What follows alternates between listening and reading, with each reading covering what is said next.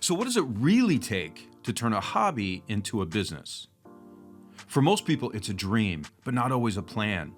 Today's guest didn't just get lucky. He studied, he listened, he adapted.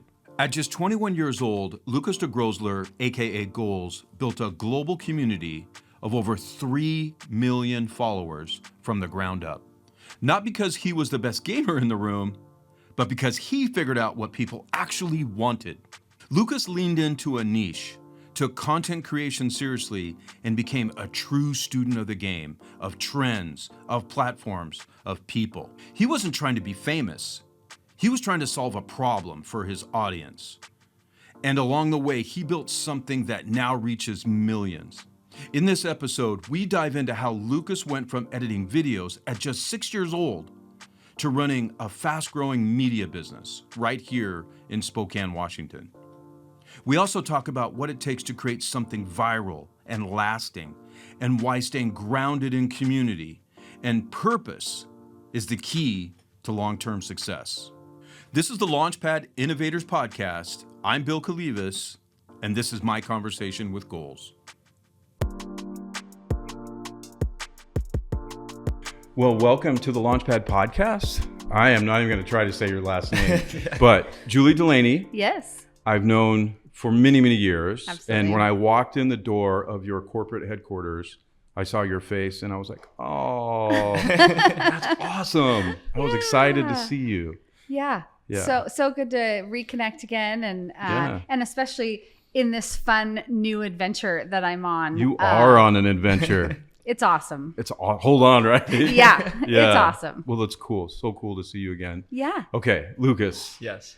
Pronounce your last name for me. Desgrosellier. Desgrosellier. Yes. So, weird story. You and I kind of covered this earlier, but Yeah. I've known your dad for like 20 years. It's crazy. And my son is your age and who you've met and hung out with a little bit. And Yeah. he used to tell me about this YouTuber that really was just killing it and just doing awesome stuff and a good dude. Yeah. And like real and doing some awesome things. And I just kept thinking, that's awesome. And then I went to work for Google Yeah. about 5 years ago. And I was really like, YouTube is unbelievable. Yeah. And I started understanding the power of YouTube. Mm-hmm.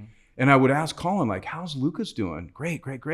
And he's doing this and doing that. And I went and looked at your site. Yeah. And then all of a sudden, I see a post from Shane Desgrosellier. Yep. And I'm like, that's Shane I know. And there's Julie. And Yep. it hit me. It's crazy. And so I hit up your dad and we went and had coffee and I heard some of the story. Yeah. But- That's super cool. Yeah. I heard that you like got a tour of the warehouse and everything. I wasn't even there. I was disappointed. Yeah. I wanted to meet you.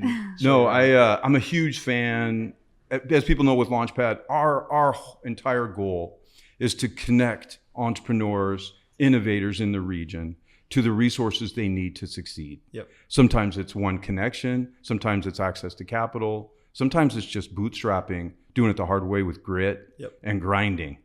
I heard you say grinding a lot on your Yeah. video. For sure. I say that a lot because I feel like that's just the most important thing of where I got where I am now is just by just completely grinding. Like there was no handbook. There was no rules. There was no one to tell me do this, don't do this. It was just figure it out, learn from your mistakes and continue from there. So I love that. Yeah, and you got an infectious smile, man. If I had your teeth and hair, I'd be like all good. No, I'm super proud of you as a father. I know what that's like, right? To just be like, I want the best for my kids, but mostly I want them to have an attitude of like humble yet hungry, right? Yeah. And you seem to have that, and I really appreciate that and respect that a lot. Thank you. I appreciate it. Yeah. That was something that I feel like my dad really like instilled into me when I was really young is like, it's like, I don't care what your grades are in school, learn how to solve problems and just be humble no matter what you do. So that I just followed that because I felt like that was super important. So let's go ahead and hear your story a little bit for people that don't know. Yeah. And one of the reasons I wanted to have you, by the way, you're our first guest. Sweet. We've had I'm some honored. other we've had some other tests, and I've been on a few podcasts. Yeah. But I really wanted to hear your story from you and your team. And so let's talk about roles real quick. So Julie, let's start with you. What's your role with the company? So I'm super excited to have joined Lucas last August of 24 as his chief operating officer. He had grown this business to a point where as a 20-year-old at the time, he needed a chief operating officer to handle all of the employees and the contracts and the brand deals and just keep things moving forward. And how cool is that to get to say, I work for a 21-year-old YouTuber. So I know a 60-year-old that needs a chief operating officer. Yeah. That's so awesome. yeah. So happy to be the behind the scenes to let him and the creative team just thrive in doing what they do best. Yeah, that's so awesome. You're very fortunate. For sure. Yeah, I knew I had to get the best of the best. And so that's where I found Julie. Yeah. All good. I think that was a great choice. But For all sure. right. So what age did you really get the idea for this? Were you just kind of having some fun? Yeah, so I started making YouTube videos. I was like 6 years old. I started just making like in real life style content, like challenges and stuff with my sister. And I was just trying that. I mean, I taught myself how to edit on my dad's laptop at 6. He thought I was crazy. I was like, Dad, I need your MacBook. I got to learn Premiere Pro. So yeah, I learned at 6, and it was just always my dream. Like I always just watched YouTubers growing up. It just was something that I was just so passionate about. I always loved the fact of like entertaining. So I was really into magic for a bit because I loved just entertaining. I did drums at my church. Anything that was like performing in a way, I just loved. And so I knew I really wanted to get into YouTube. So yeah, like I was saying, I started when I was 6. And then it wasn't until I was like 14 years old, I think is when I had my first viral video. I went from 0 subscribers all the way up to 100,000 subscribers in the first week. Wow. Still in high school. And yeah, it was crazy. At 14 years old, it was just like, I didn't expect that at all. It was super unexpected for sure. So what was the content? Like when you did the video, like what was the content at that time? Yeah, so like I was saying, I started with in real life style content with my sister, could never get that to work. And I was just so young, I didn't really know what I was doing. And then I took a break where I was really just studying of exactly like the algorithm and how it all worked. So that way I could make this actually my career and follow my dreams. So after I studied all that, a popular game called Fortnite came out. And all my friends were playing at school. I was never a gamer, never played video games at all. I was not passionate about it, but popular game came out. I knew it was trending. I had a passion for YouTube. I was like, maybe this is my chance to make something work. So kind of just combined it, made a lot of Fortnite videos. None of them initially popped off. And then the first one that did pop off was a thing called a Fortnite fashion show. Mm-hmm. And so like, it was a great trend that we actually invented. Me and my buddy named Texans, we invented this trend. And it was awesome because like everyone within Fortnite was buying skins. They were paying real money to buy these skins, but there was no point. And so everyone was just wasting their money for these skins. So we came up with like a competition of a fashion show where now you can show off your skins that you bought. So, and it was like super engaging with all my audience too. So I would have like hundreds of my subscribers all line up in a massive line, and I would like host their combos and their skins when they would join. So it was like super cool to be able to interact with my subscribers while making a video and giving purpose of them like buying their skins and stuff. So did you at that time, so you're 14. Yeah. Did you realize you were creating a community? Did that concept kind of come to you? Yeah, I think so. Yeah. I feel like I said, like before I blew up, I was very intentional of like studying the algorithm and everything because I knew I wanted this to be my career. So I knew that community was important. I just took everything as me as like a consumer of content. Right. I took what I liked and I applied it back. So for example, I watched my inspirations and the YouTubers that I liked growing up, and I always wanted to be able to connect with them, but I never could. You know, I never was able to join their game or talk to them or anything. So I was like, I'm going to do that. As a kid, I always wanted to do that. So I'm going to do that for other people. So Gotcha. Yeah, I think that was pretty intentional. So the gamers that you were really into, that became your inspiration to kind of become something like what they were doing. For sure. But in your own way. Yeah. All my inspiration was honestly like in real lifestyle content. It never really was gamers. I never watched gaming content because it wasn't my passion. So I kind of took what I saw of them doing in real life and then kind of applied it to the gaming scene in a way. Yeah. And no one was really doing what you were doing as far as you could tell? No, like in terms of like the niche of the Fortnite fashion shows. Yeah, it was just me and my buddy. Yeah, we both blew up at the same time and we were just people were into it. Yeah, That's it was awesome. huge. It was massive. And I mean, I think that was 4 years ago and I'm still doing them and they're still working. So it's been a massive trend that's worked. I mean, that's super rare for a trend to last that long. Normally, like nowadays, trends are dying super quick. So it's crazy. Why do you think people are gravitating towards what you're doing? Like what is your thought process around why they're so into it? Yeah, I mean, obviously you like it, otherwise you wouldn't have done it. For sure. I think the biggest part was like the community building thing, like we talked about. Like they can actually be involved, they get to see themselves in the videos, right? As well as it was just like, I don't know, it was just so like family friendly and happy and positive, and it was just fun. Like it was just good entertainment that was just fun and enjoyable. So what year was that when you're 21 now, so 7 years ago? So that was right before COVID? Yeah. It was Okay. right before COVID is when it initially took off.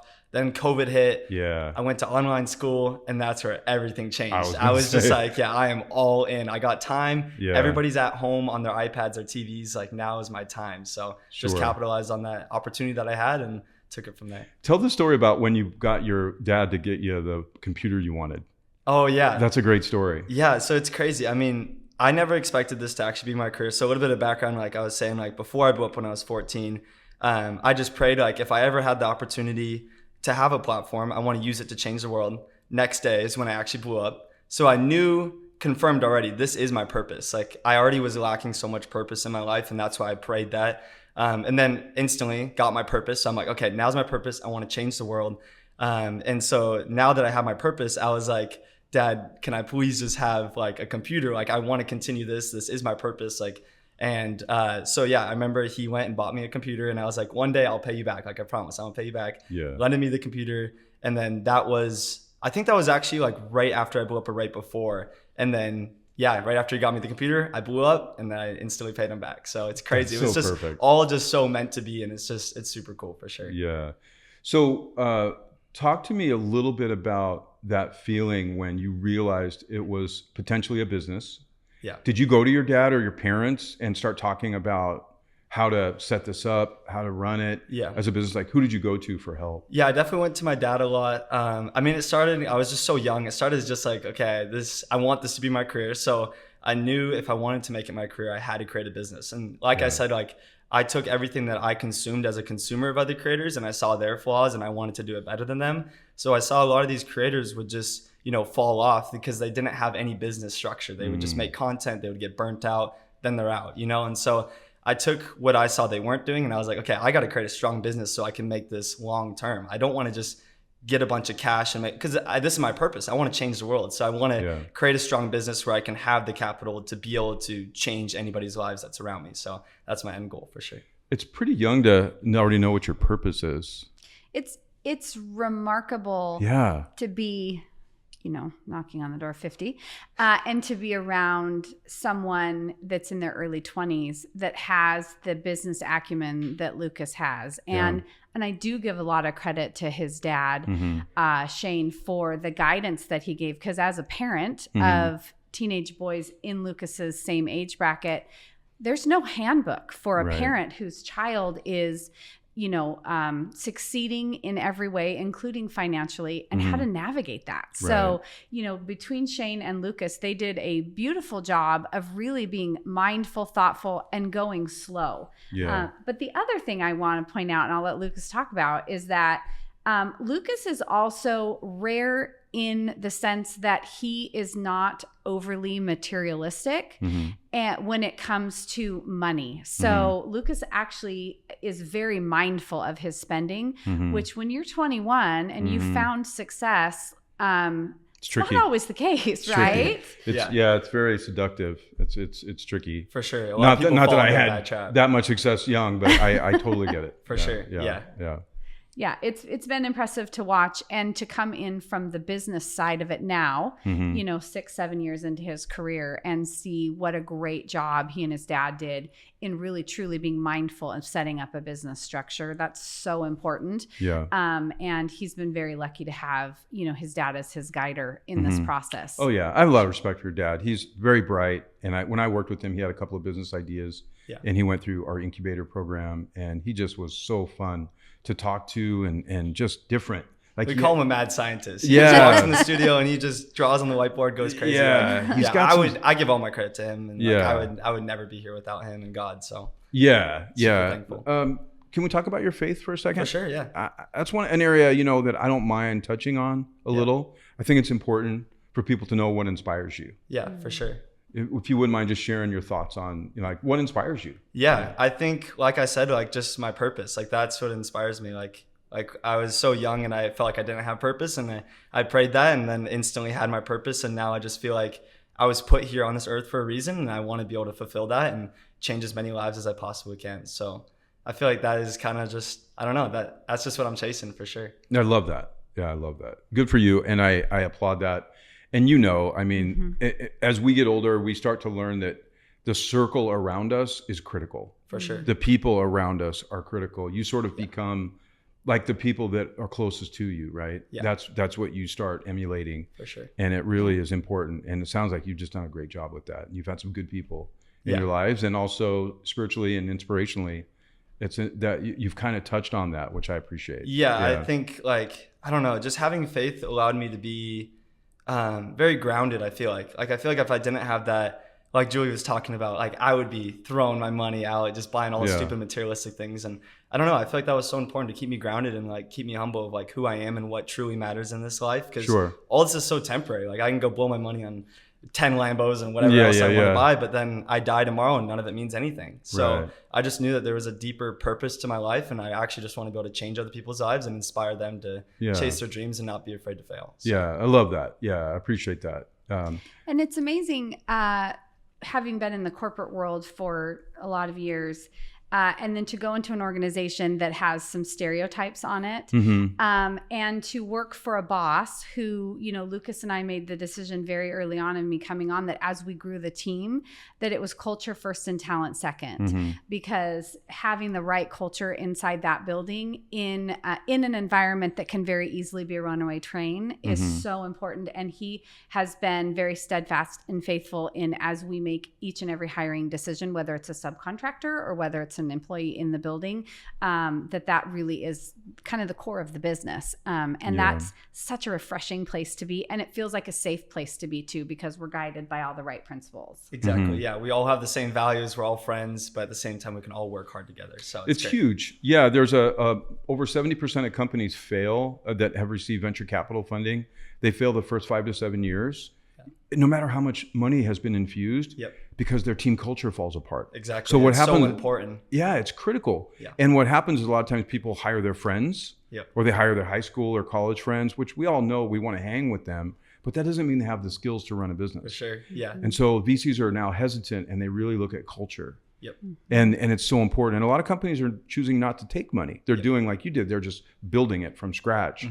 And honing in on what their fans and what their communities want. Yeah, for sure. I think just culture is so like long-term visioned. You know, you want to build something that that people enjoy. You know, you don't want people just to show up to a 9 to 5 and hate it and just show up for the check. Like I want to build something they walk away from and they feel happy and they feel satisfied, and we're all here for a giant purpose. So that's my ultimate goal. Yeah.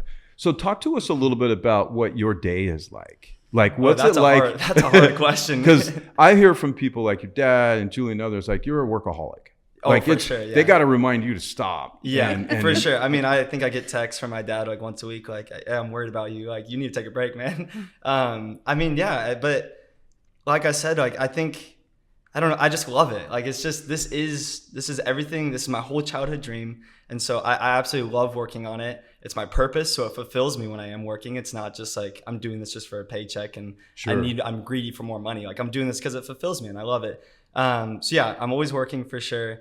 And day-to-day question, I mean, that's so hard because it's just always so different. I mean, there's just so much random things that always happen. And I'm like always on my toes because like, you just never know what's going to happen. And I mean, just today we had a content switch where a video is doing good. Okay, we got to drop everything. We got to plan a follow-up to that video. And so, I mean, it's just always adjusting because you're always just following trends. And so would you say you spend most of your time creating content?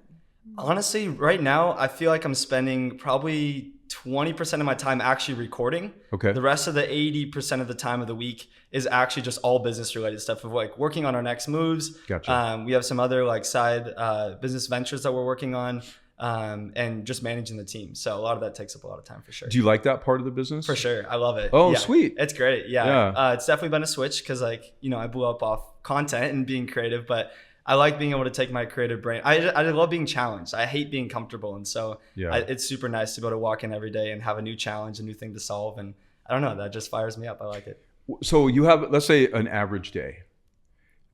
You get through the day and you kind of look back on the day. What's the best part of the day usually for you where you look back and go, I killed it, or that was a win? What's a win for you?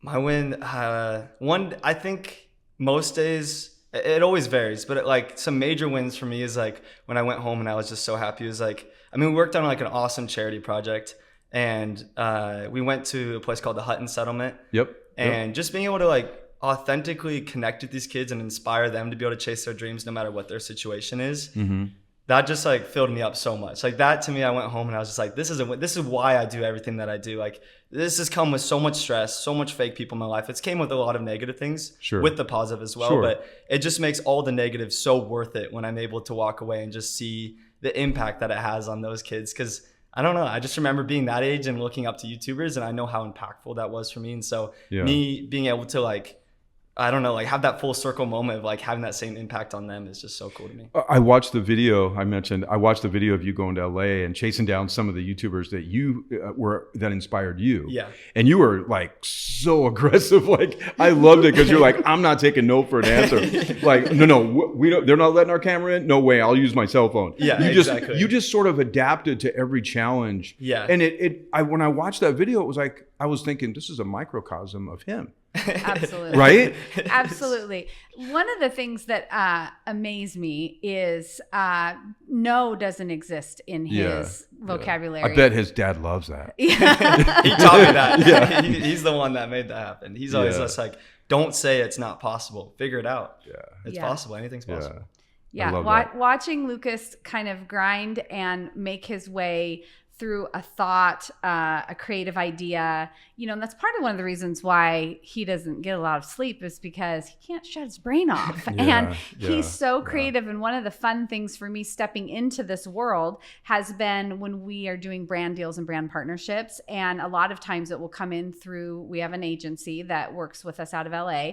And so the brand deal will come in and they will say, here's what we need. Have Lucas come up with an idea. And my most favorite thing, a win for me, is sitting in those pitch meetings where Lucas lays an idea out on the table and the brand's jaws are just on the ground. Because most creators don't put the time and energy into that Lucas does.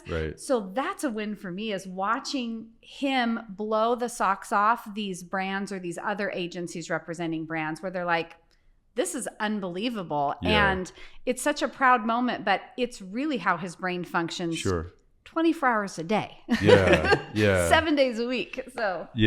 So what's going on now? Like, what are you most excited about now, things that you're working on that you can share? There's so many things. I don't want to share everything, but I think one thing in particular that I'm super excited for is we're launching like a paid community where I really just get to show, like we're creating our own app and everything. And I really get to show and like, I really just get to show people like who I authentically am. And so I'm super excited for that. It's just going to be like raw, genuine content, behind the scenes, exclusive content. And I don't know, I just feel like the Fortnite videos I did that. I blew up when I was 14. So like that was like a different version to me. And I kind of like had to maintain that because I was so young and different. And now I'm just ready for this next thing of like phasing. Like I've grown up so much and I want to show people who I am and inspire them in a really like authentic way that actually touches them. So super excited for this. I was trying to find other interviews that you have done, either podcasts or other stuff. You haven't done a lot, have you? I haven't, no. And so, I mean, that's why. Thank you. Yes, I mean, truly, genuinely, thank you. Of course. It's really cool that you did this. I just, I've been so busy and now like actually hiring a team, I free up a little bit of my time. And so I was just so like drowning in the water because I had no time for anything. So it's great to finally to be able to like capitalize on these opportunities because it's super great. So super excited to be here. Yeah. Is there anything that you can maybe tease that you're working on that's like another idea that's kind of maybe not completely formulated, but you're thinking about? I mean, there's so many things. Do you want to talk about? Yeah. So working on a clothing line. A what? A clothing line. Oh. So the goal is to hopefully have that in retail stores, major retail stores. Nice. Working on more merch, so redoing all of our current merch. Sure. Kind of like what we see on the screen. Yes. Yeah, I was telling you I like that, and he's like, "Yeah, we're getting rid of those." I'm like, what? I'm so out of style.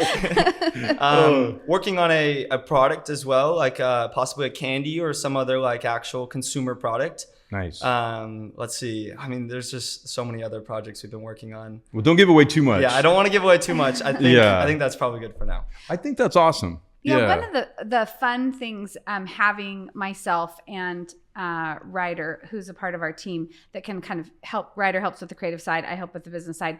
Is also opening up those connections and things, even regionally. I don't know how many people that we have an interaction or do something. They're like, we had no idea that, this kid that has, over 3.5 million followers and over 1 billion views is right here in Spokane. And all of it was raised right here in Spokane. Like he did it right here in Spokane Valley. And so some of the fun things that we're getting him out is getting him out and getting to actually interact with the community and build a sense of business and community right here. Because as he's growing his business, it helps add into the economy of what Spokane can offer. Totally. Yeah. And Julie knows I'm a big fan of Spokane. I left twice. I'm a boomerang, came back from Silicon Valley and started this event called Launchpad. Yep. And we thought, we didn't have social media. We thought we'd get maybe 100, 150 people from emails to come. And I was working for Cisco Systems, a tech company. We had 750 people and all 3 TV stations show up and cover this fun, cool tech party. Yeah. Well, we did give away free beer, but that's beside the point. But it was crazy. Like we were onto something, kind of like you were talking about, like we tapped into something that people wanted. Yeah. And we created this community, and then we would just do a new event every year, and it grew and grew and grew. Yeah, that's awesome. And then we brought it back when I joined Google.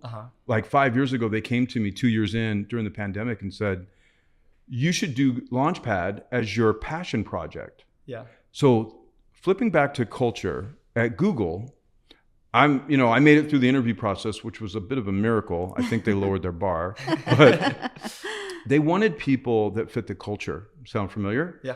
But the culture is not what you think it is. They wanted to develop people at Google to reach their maximum potential. Yeah. And you always felt safe. You always felt like you were seen, you were heard, you mattered. It was genuine. For sure. And that culture you're building for your company, I have a feeling you're going to carry that through to your other projects. Yeah. If you continue to focus on culture as part of your team, and I know Julie will, and I know your father will, but that culture will become part of everything that touches your brand. Those people will represent those values. For sure. Yeah. And it's critical. Yep. Yeah. It's so super I applaud you for that. Me. Yeah. That's what matters most to me. Yeah. So. That's how you scale. For sure. Because as you get bigger, your company and your reach is going to get bigger. Yep. And if they have those values too, your brand will scale. For sure. And it's I need people that I can trust. I mean, in this industry, there's a lot of people that are super fake and want to just use you for what you have. And so it's super important for me to have the culture and a solid team where I can trust, where I'm not worrying and stressing, they're going to get poached tomorrow from other YouTubers or wherever, because I built a culture that they actually like. And it's an exciting place to be. So. And there is something to be said for also stepping back every once in a while and taking it easy, giving a little time to yourself. Yeah. You have all the energy in the world now. He's got the world by a harness, but take a little time for yourself every once in a while to rejuvenate. For sure. But yeah. Well, we did kick him out and make him take his first, was it your first solo vacation? It was, yes. Yeah. First solo vacation. I got kicked out of the office. They're like, get out of here. Where'd you go? I went to LA. Was that the one that you just did? No, I've been going back there like once a month now. Well, no, your big trip. Oh yeah. I've been kicked out on 2 solo trips now. Yeah. Breaking records. So the first one was I went to Hawaii and then went to Vegas. So do you have other hobbies outside of what you're doing? Yeah, I love to drum. I've been drumming since I was 3. So I drum for my church still. I love to jet ski, dirt bike.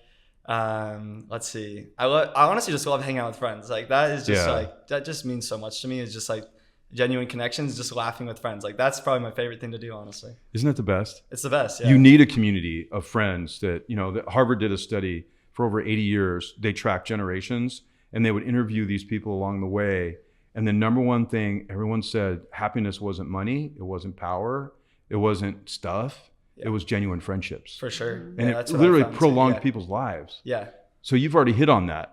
For sure. And it's been really hard to find those people, but I'm super thankful that finally I have a solid group around me that I can actually trust. And we all push each other to be better in different ways. And so it's a great friendship. I love friends that won't let you get away with stuff. 100%. No matter how successful. Yes men either. Yeah. They don't just agree with everything they say. They're like, okay, what are you doing? Come on, you can do this better. Or you need people that will flip you, once in a while. Oh, for sure. I need that. Yeah. Because I don't want everyone just to say yes to me. And that's the main thing I tell the team too, is like, don't just lie to me and say this is good. Like, be honest. Like it all helps us all in the end. And I don't want everyone just to lie to me to fill up my ego. Like, I don't need that. I want you guys to be real so I can be the best. That's my problem. That's what I always want. Yeah. Well, it is fun for me to sit adjacent to him and Ryder, who's his creative manager, as they're going through and ideating processes. And it's fun for me to listen to how much they respect each other, but how much they challenge each other. And I think that's why the content, and when the content's doing great, it's a shared win. And when the content is, maybe not performing the way that they had wanted it to, they're both knee deep in the analytics, figuring it out and working together. So for me, that's, I'm not in the content feeds. Every now and then I poke my nose in some place it doesn't belong, but that's kind of cool. But it's always fun to see behind the scenes too. I like what you're doing.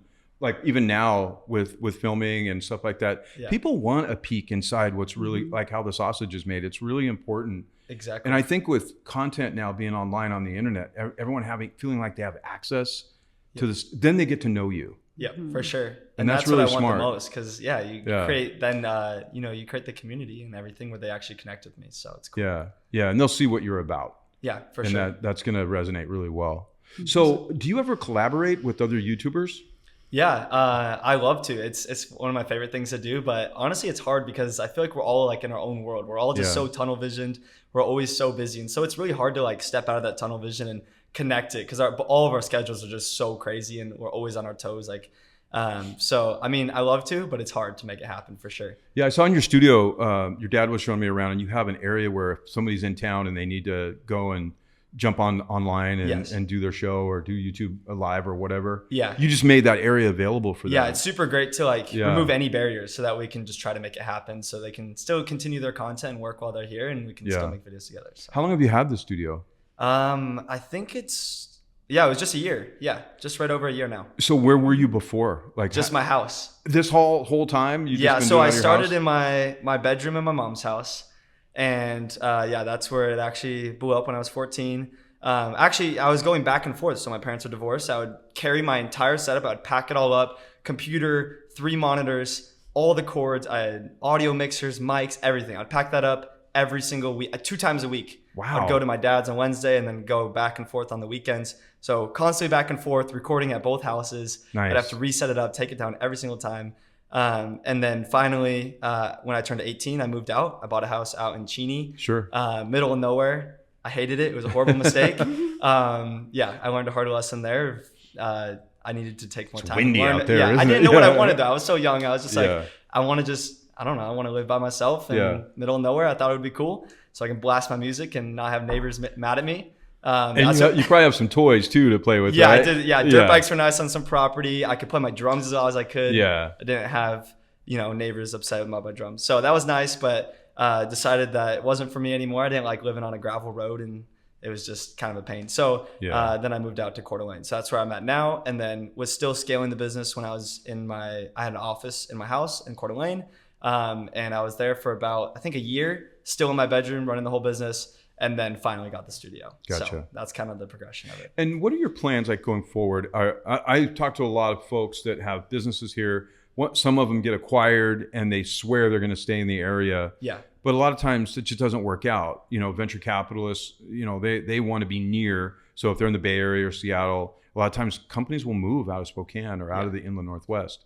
Are you looking to stay here long term? Yeah. Have you thought about that? I love Spokane. I think I'll always have a spot here. I'll always keep the business here. It's a great spot. I mean, I talked to this about a lot of people. Is like, it's just a great area to keep me grounded too. Like if I moved to LA and had everything there, it's so easy to get lost in just all of the distractions and how am I supposed to focus when there's so many opportunities just constantly out there? Like I would never be able to focus on my own thing. There's just too many distractions. So I love Spokane for that reason. It's great to go out to LA and all these other places to visit and network and everything. But then it's also great to come home and just stay focused. I don't have any distractions. I can just stay locked in on what I'm doing and continue to follow my passion. So I always want to keep the business here. I think maybe in the future we might have some areas where we kind of bounce around to be able to always be adaptable. And maybe we have a spot in Texas or somewhere central where we can do easier collabs and they can come to a central place and record there. But I always just want to stay here for sure. That's awesome. Yeah, you probably know. I mean, Jess Walter is from Spokane. He still lives here. I went to school with him. He's just a down-to-earth guy. Yeah. Miles Kennedy, the guitar player. Yeah. He lives in Spokane still. I saw him at Nordstrom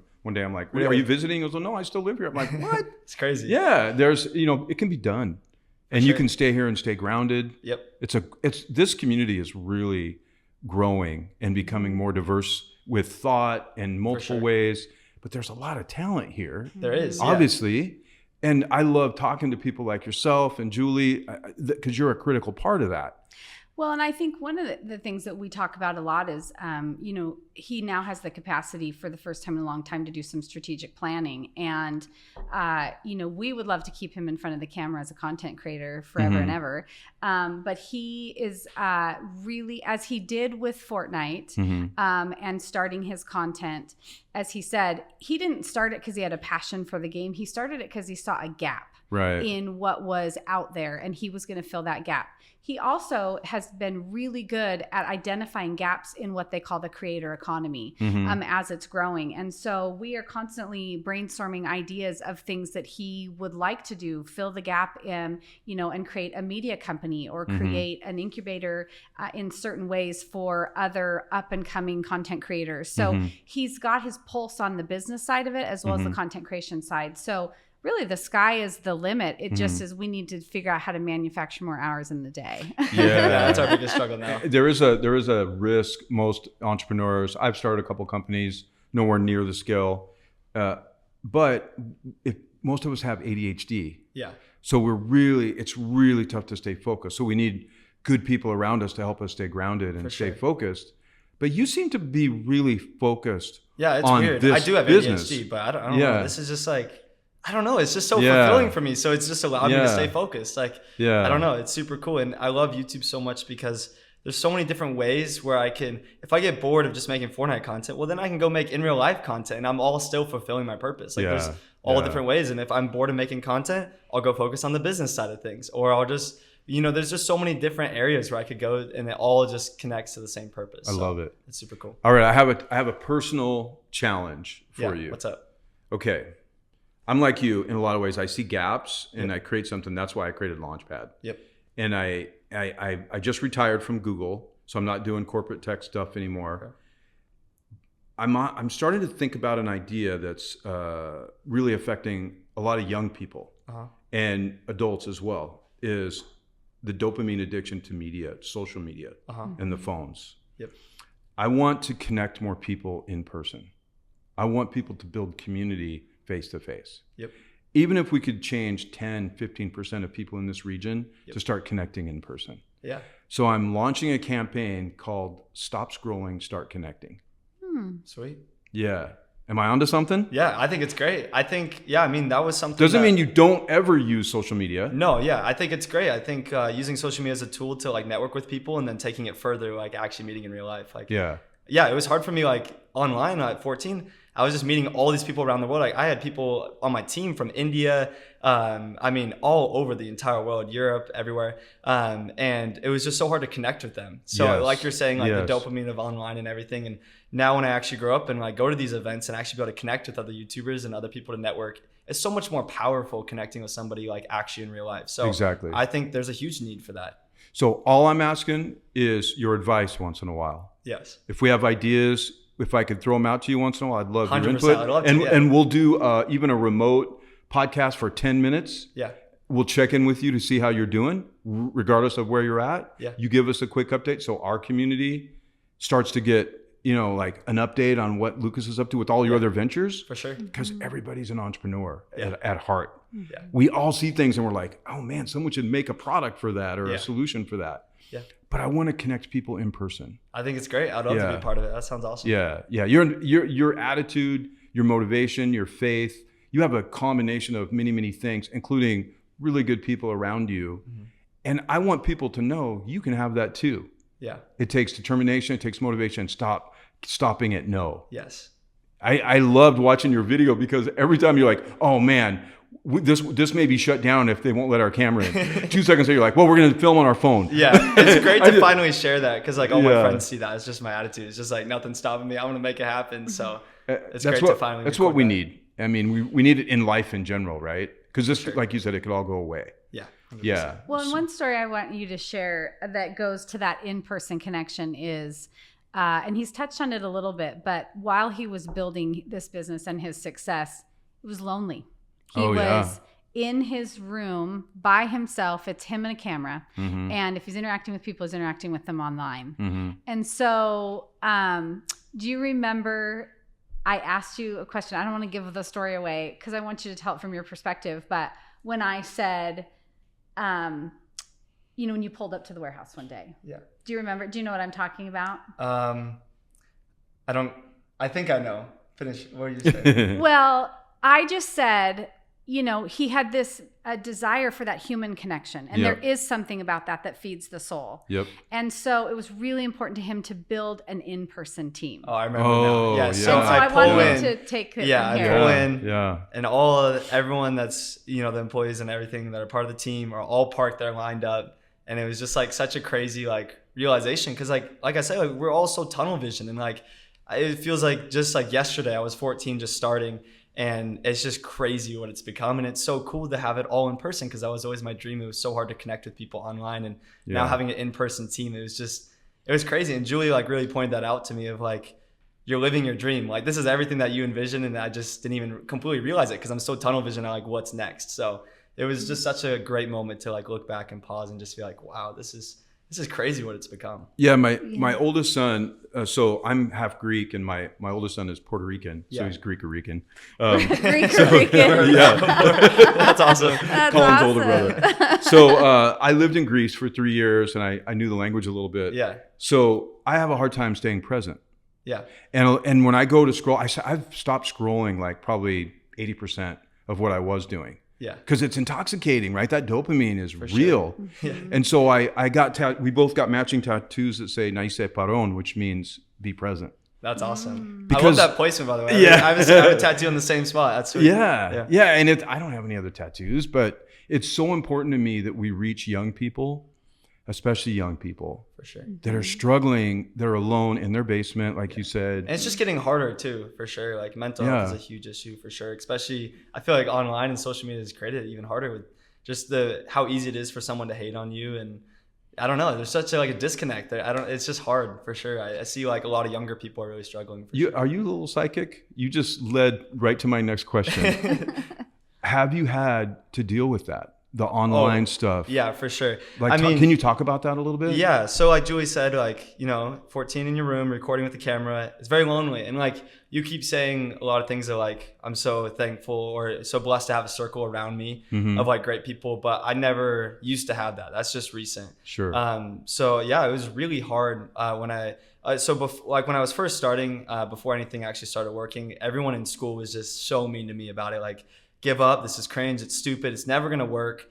There were so many close people in my life too that I even looked up to that were just you're wasting your time, this is stupid. And then once it finally worked, everyone came back around and was just I knew it was gonna work, I support you, let's be friends again. High school was a nightmare of just because everyone was so mean. They would I remember they would ask the teacher to play my videos on the big screen in front of everybody. Everybody would laugh and I would just be so embarrassed because it was horrible. I didn't want that. I was just trying to it was awful. So they were all super mean. Then once it finally started to work, people were still mean once it started to work. So they were fake, but they were still mean. They were just better at hiding it. I remember one time I bought a Supra and it was parked outside. I come outside and this dude's keying my entire car. He's kicking my bumper. The whole front splitter, he stepped on it and smashed it down. So people were just so rude and just jealous for no reason. Just hating. Yeah. So that was hard. And then it forced me to go to online high school. I just couldn't deal with the people. It was just horrible. So went to online, then just continued to YouTube, and it didn't stop there. The people were just always still mean. There was still a ton of online hate as well, and you just can't avoid that in this position. That was always really hard. And then it became how do I find genuine people? Because now I have a lot of success, but how do I trust somebody do they only want me for what they can get out of me? Or, so that was really hard, is being able to find genuine friends that don't want to just use me. And I struggled with that for a really long time until just recently I finally found a group that I feel I can really trust. And I love that for you. Yeah. Yeah. And that was super helpful. That was really hard not having that group. Dude, that whole high school thing is real. The middle school, 14, 15 years old. I just get emotional thinking about it because I have my own story. I just did a podcast with one of the guys that Brendan works with and told my story, but it's not like that. That's very different. It was brutal. It left me in a really hard spot a lot of times because who do I go to talk about with any of that? I can't connect with any other 14-year-old that just had rapid success like that. No one around me has that. So I'm just alone in this isolated world. I don't have any friends to talk. I had 0 friends when I blew up, Zero. I remember for the first 2 years, like during COVID or anything, I didn't have a single friend I could text or call or talk to at all. Wow. Yeah, not a single one. And so I was just so isolated. And yeah, it was really, really hard. No one could help me. What did you lean on during that time? Like what what was your inspiration? I think that's why I follow my faith so much, is because that's like, truly, I feel like the only thing that kept me alive, because I was so isolated. I was like, this is horrible. I have all this pressure. I have no friends. Like, I don't know. The pressure was just so immense. Like, it just tore me apart, because it was just, I mean, there's millions of people online waiting for the next video, waiting for the next thing. They're criticizing every move. I got to keep my image to make sure that like I don't ruin my career, because this is my dream. And, you know, I got family that's cheering for me. I got, you know, there's just so much. So you had to be careful how you responded to all those haters, right? For sure. Yeah. Because, you know, this is my dream. I don't want to ruin it. Yeah. You don't want to feed into the haters, because then they're going to want to do it more. And so, it was a lot of obstacles to learn, and it left me very isolated for sure. So do you feel like your faith is kind of what got you through that? Oh, for sure. It's the only thing that got me through. That's awesome. Yeah, for sure. That's so cool. My dad. So. Yeah. I'm so glad that happened. I'm not glad, obviously, the rest of it, all the meanness and the hate and all that, but I'm just glad you had that to lean into. Yeah, me too. And that's beautiful. For sure. It's I wonderful. think it's given him a sense of deep empathy. Yeah. And I watch him, you know, I have 25 years in the nonprofit world as my background. So one of the things that was very important to me, and it's very important to Lucas, so I'm acting on his request, is to get him connected into this community to give back. Yeah. We want to give back around the country and the world, but we really want to start by giving back here in Spokane. Mm-hmm. And you can't fake his reaction when he visits a nonprofit and learns about deeply about the mission. And we'll get done. And we'll go to the car, and it's just silent. Yeah. Because he's taking it in and Holding processing. You remember, but you remember, right? Yes. Oh, for sure. You just remember that feeling. Yeah. I mean, that's what I have tattooed on my wrist, is like, love the unlovable. And that was something, because I knew how it felt to feel unlovable, because I didn't have any friends. I was so isolated. And so I want to be able to just love everyone around me, no matter the circumstance, no matter who they are, what they've done. So it's been so important for me. And so that is just so like cool and so rewarding, but it definitely makes me emotional. Like, yeah, I'm with you. I'm kind of getting emotional just hearing your story and thinking about it. And you are going to do amazing things. I'm trying. You're already on your way.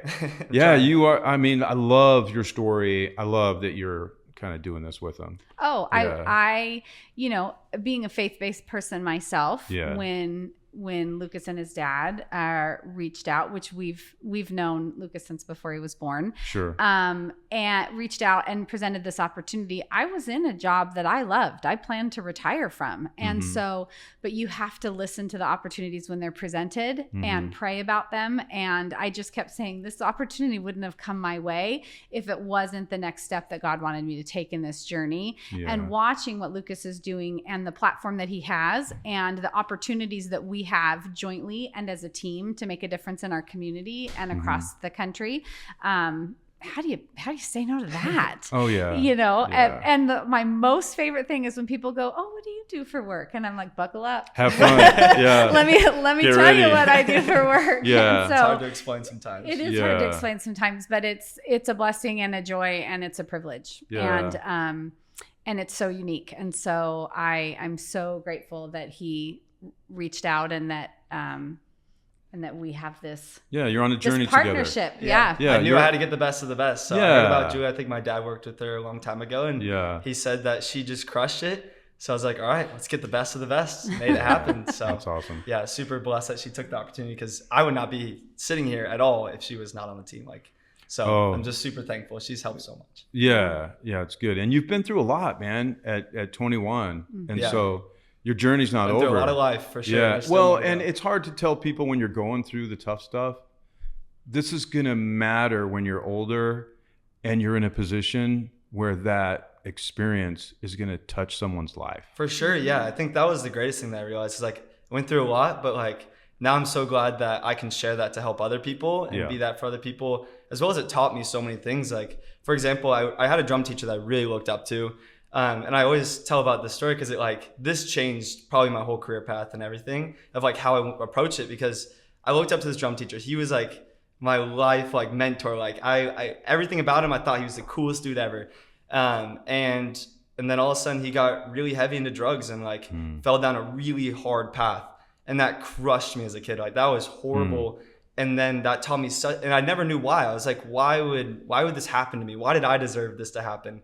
And then now I look back and I'm so thankful that happened, because it taught me what if I went down that path, how it would crush so many people, so much of my audience and everything. It was such a valuable lesson of like, I must stay grounded. I must keep my morals, and I can't not fall into that evil trap, because it would crush so many people. I know how that made me feel. So yeah, super important. It's a huge lesson. Yeah. Sure. And isn't it amazing how observant young people are?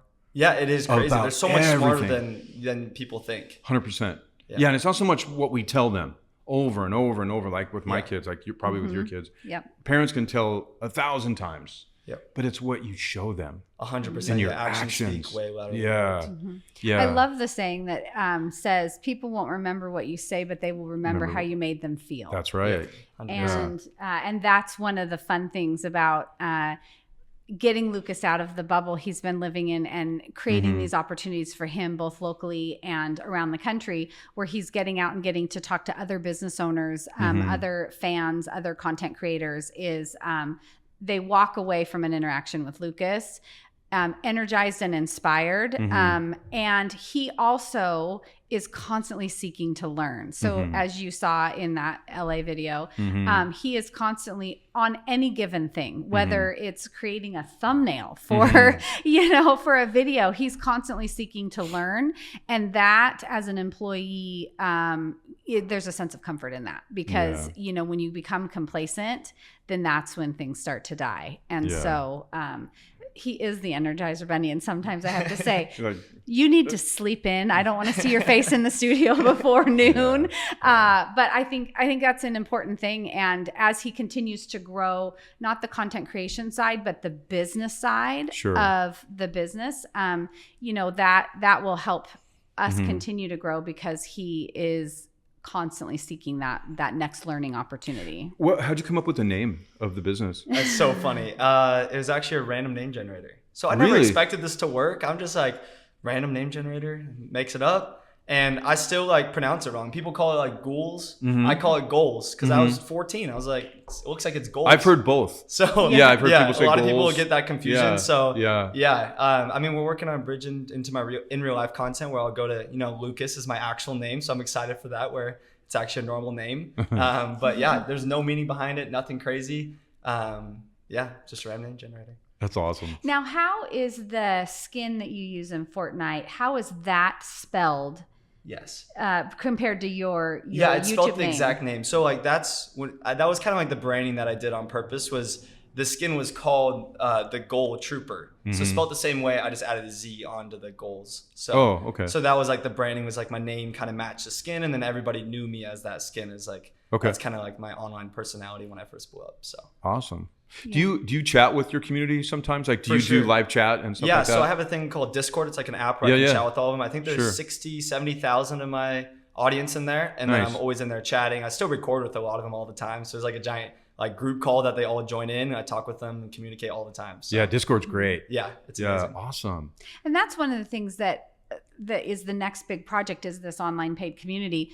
Because one of the things we've learned as we've gotten him out into the community is that the people that know him, follow him, or people that maybe don't know him but understand his success level, they just want to spend time with him. They just want to be able to ask questions. So inside this online private community that will have a small monthly fee attached to it to be a part of it, he will be doing those live streams and doing things inside of there that he has never done before. So it really is kind of flipping the switch on that IRL kind of Lucas with the Z on the end. We're going to carry that over. But it's bridging those two together, because he's built this amazing following and fan base and the respect and reputation for doing that. And now people will get an opportunity to really join in and interact with him. And we've got some fun things, that we're going to do. Basically just be able to be best friends with all of them in a really like one-on-one type of way, where I can talk with them, with them live on a live stream. Like, I'm super excited for it. It's going to be great. Yeah, there's a movement right now by some really powerful influencers. Scott Galloway is one of them. I don't know if you know Scott Galloway. I follow him pretty closely, and he has a few podcasts. But one that he created is to really reach out to young men. who there's a trend and young men aren't going to college as much. Yeah. They're not joining the workforce as much. They're not dating. Yeah. They're not getting married. It's really a struggle because they're spending a lot of time online, looking at the wrong things. It's just really sucking them in and isolating. And there's a mental health part of it. For sure. And so Scott Galloway would be someone that would be really interested in your story. Yeah. And maybe you and kind of what you're doing and what you represent. And the genuine story that you have, what you went through. Yeah. And you could have went down that whole other path. Yeah. You could have just went a different direction and got sucked into that whole isolation. Yep. And you didn't. You just stuck with it. And it's a great story and it's very inspiring. I would love to see someone like Scott Galloway find out about you and bring you on as a guest or something. That'd be great. That'd be Because awesome then more and more people need to hear your story. Yeah, I'd love to share it with as many people as possible because I hope it just helps anybody. I wrote it down on my to-do list. Don't worry. Well, this has been amazing. I'll be there, we're kind of at time, but I love talking to you, both of you. And I'm so impressed with what you're doing. And people in this region need to hear your story and the business and what you're doing next. And let's say there's some local charities that are kind of in that sweet spot for you. Yeah. What's the best way to get a hold of you? Is it through you, Julie? Yeah, Okay. they can reach out to me. It's Julie, JULIED at GHOULZ.com. And so whether it's a business that wants to connect with Lucas, for just exploration of business partnerships and how they can mutually benefit each other, whether it's a charity that would love to talk to him. We've had quite a few charities that we've connected with and been able to help almost all of them in one way or another.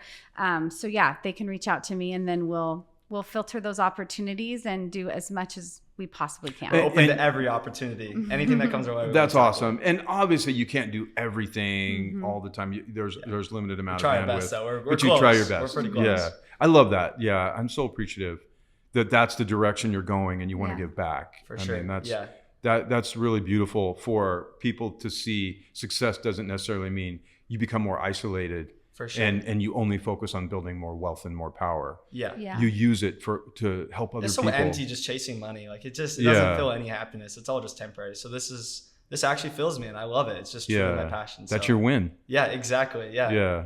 That's awesome. All right. Well, thank you so much. Thank you. I'm genuinely appreciative to get to meet you. And thank you. I know this person. I know how powerful this is going to be as a team. And Ryder over here, I'm really looking forward to see the success and how you branch out. And I'd love to keep in touch. For sure. I'd love to throw ideas at you every once in a while on how we can help some of the young people in the region. Yeah. More ideas and more things like that. For sure. I love what you're doing too. You're crushing it. Sweet. Oh man, I appreciate you. All right. Thank you both so much. Thank you. Yeah.